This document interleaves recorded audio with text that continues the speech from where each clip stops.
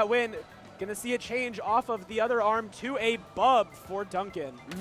The bub's gonna be, I'm not sure how well it's gonna help. It's gonna allow him to box a little bit better, but he's still got that megawatt, and Min-Min's really tough to catch with megawatts. Like, you have to be on point with your setups. Yeah, true. It is a very rewarding arm, especially against Min-Min, because the stun is gonna take away her dragon arm.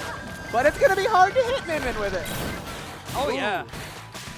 Right there, just chipping out that arm, but N-Man is going to get the catch with the roaster. Pillars are just like very comfortable for both of them, kind of making them their home right now. Neither one really wants to leave.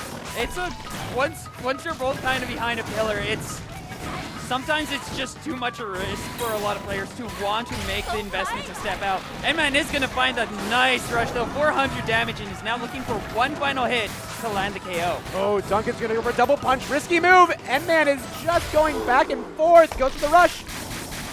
Not going to land. Going to get some chip. And a grab. A very solid grab there.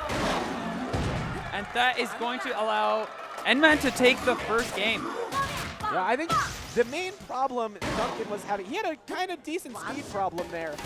You saw his, I don't think his megawatt ever hit. Maybe it hit once. Yeah, it's a really good arm, but it's good in situations. Yeah. It's a situational tool. You want to use it in some cases, like Mechanica. You can wall her out pretty effectively again with that. Larger characters or characters that can't move as fast, but quick-footed characters like Min-Min, like Ninjara, Quintel, they're just going to kind of walk away from it, and then they're just going to punch you in the face, and you're going to be like, oh, yeah, that was a mistake. There were several times where he kept throwing out 2 punches at the same time, and N-Man just kind of matrixed away from it. It was like, where are you trying to hit me? I'm not there. It was just a bad disadvantage overall. I mean, if they're going to a stage that could advantage it more, like say sparring ring or something, it could definitely work out. It is Dunkin's counter pick. It might work a little bit better.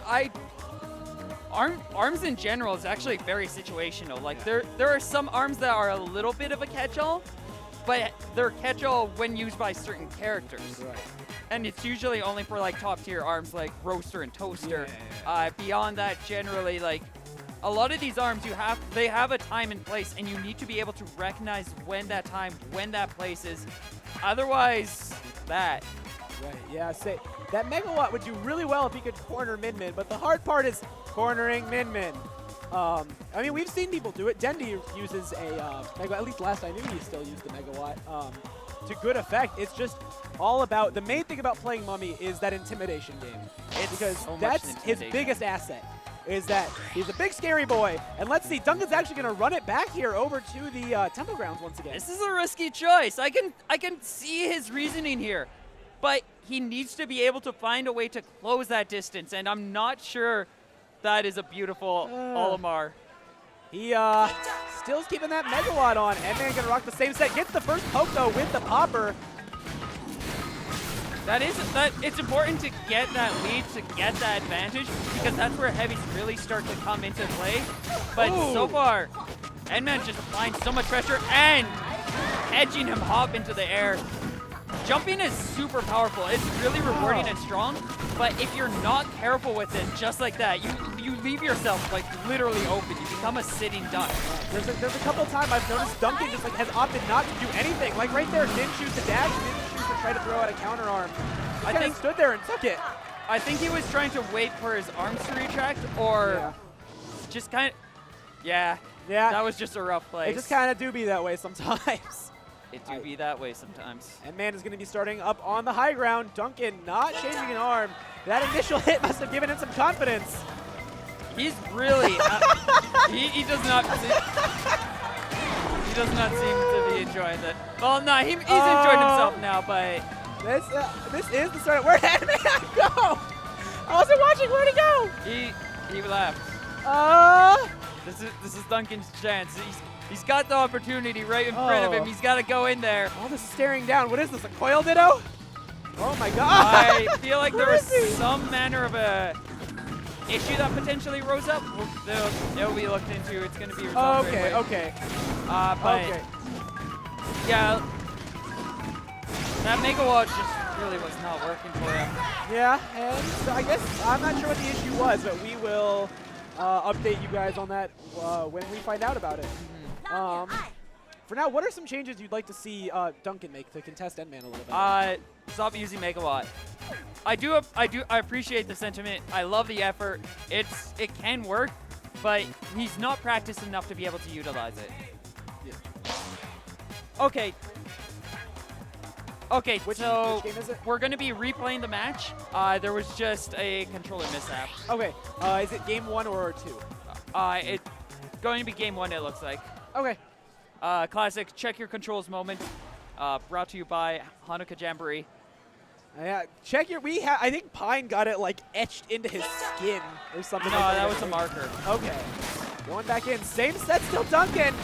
If they were playing the game, I guess he couldn't change his arms. Yeah. But, ooh, good grab right there by N-Man. Going to get the Dragon Arm Roaster. Very powerful tool, especially against Mummy. He can't move much in the first place, and it's going to be even easier to catch him with that. That pulver actually could work really well, but he needs something to complement it a little bit more.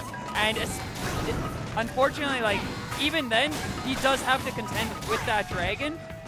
Just the Dragon is giving him so much trouble whenever N throws it in a position that's not directly in front of N, and even at times where N does do that.